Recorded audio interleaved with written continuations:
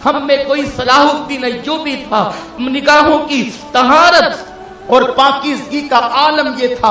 ایک رات جو ہے اللہ اکبر، سلطان صلاح الدین ایوبی جنگل کی بارش میں پھنس گئے اور پھر عیسائیوں نے جنگل کے اندر کچھ لڑکیوں کو بکھیر رکھا تھا، اس لیے کہ ان کی عادت تھی کہ جہاں مسلمانوں کا لشکر پڑاؤ کرتا تھا اس لشکر کے ارد گرد وہ عیسائی لڑکیوں کو بکھیر دیتے تھے تاکہ کسی طرح مسلم نوجوان ان لڑکیوں کے دامے فریب میں گرفتار ہو جائے، ان لڑکیوں کے دامے فریب میں مبتلا ہو جائے۔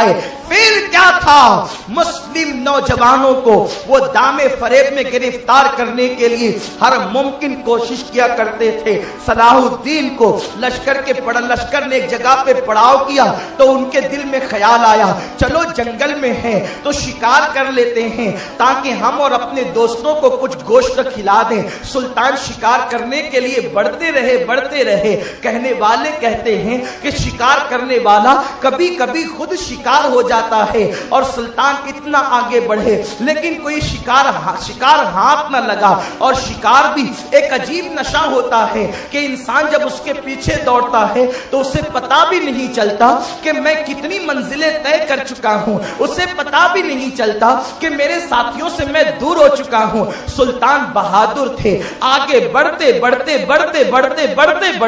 اتنے آگے بڑھ گئے کہ اللہ اکبر، وہ جنگل میں الگ اور ان کے ساتھی الگ، لیکن کوئی شکار ہاتھ نہ لگا۔ شام قریب ہو رہی تھی، اچانک بادل گھر آئے اور اس کے بعد ادھر سورج نے اپنے چہرے کو اوٹ میں چھپایا، ادھر جو ہے وہ بادل کی سیاہ چادر نے برسنا شروع کیا، اور اس کے بعد سلطان اللہ اکبر ایک غار کے اندر قدم بڑھانے لگے تو کیا دیکھا، بھیگتی ہوئی خوبصورت لڑکی حسن کی ملکہ ان کے قریب آئی اور کہا، سلطان میں قافلے میں سفر کر رہی تھی، مجھے ڈاکوؤں نے چھین لیا، لوٹ لیا ہمارے قافلے کو، اور اس کے بعد یہ کیا کہ مجھے یہاں جنگل میں لا کر پھینک دیا۔ سلطان نے ایک ہلکی سی نظر اس کے چہرے پہ ڈالی اور پھر اپنا چہرہ پھیر لیا اور بھاگ گئے۔ سلطان کے معاملہ کیا ہے، یہ تو بالکل یوسف علیہ السلام کے بیٹوں کے بھیڑیوں والا معاملہ تھا کہ اس یوسف کو بھیڑیا کھا گیا لیکن کرتا بھی سلامت تھا، لیکن یہ عجیب لڑکی تھی جسے ڈاکوؤں نے لوٹ لیا لیکن اس کا سنگھار بھی سلامت تھا۔ سلطان معاملے کو سمجھ گئے، اس لڑکی کا ہاتھ پکڑا اور اس کو غار میں لے گئے، اس کے بعد آگ جلائی۔ آپ جانتے ہیں کہ جنگل کی بارش کیسی ہوتی ہے، پتوں کا کھڑکنا، بجلی کا کڑکنا اور برسات کو تیز رفتار، اللہ اکبر، جو عجیب دہشت پیدا کرتی ہے۔ سلطان نے سردی سے بچنے کے لیے غار کے اندر آگ جلائی، لڑکی لیٹ گئی، سلطان آگ کی طرف متوجہ رہے۔ لڑکی نے کھسک کر کے آگے بڑھتے ہوئے سلطان سے کہا، صلاح الدین مجھے حیرت ہے، تو میرے حسن کی توہین کیوں کرتا ہے؟